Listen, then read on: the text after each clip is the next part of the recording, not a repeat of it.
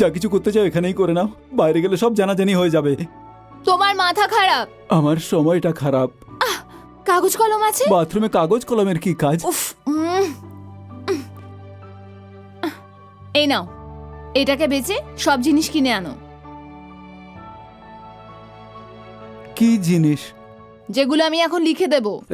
শালা, জবরদস্তি আমার ঘরের ভিতর ঢুকে গেছে, তার উপর নিজেকে দাদা ভাবছে।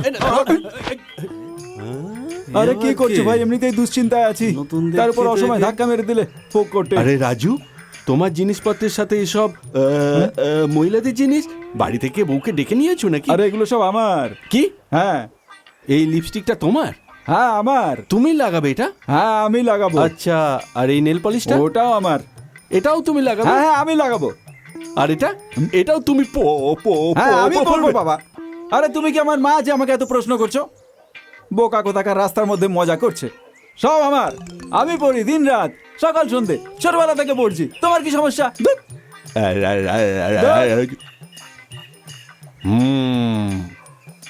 তার মানে নিশ্চয়ই এর ঘরে কোনো মেয়ে আছে।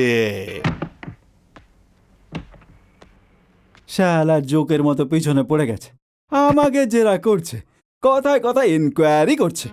কি হলো? আরে কি আর হবে, সবাই জানতে পেরে গেছে যে আমার ঘরে কোনো মেয়ে আছে। কি করে? আমি তো বাইরেই আরে বেরোইনি। জিনিসগুলো তো বাইরে থেকে আসছে না, পড়ে গেছিল। কিন্তু তুমি ওদের বললে কেন আমি এখানে আরে আছি? আমি কোথায় বলেছি? আমি তো এটা বললাম যে এগুলো সব আমি ব্যবহার করি। বোকা কথাকার।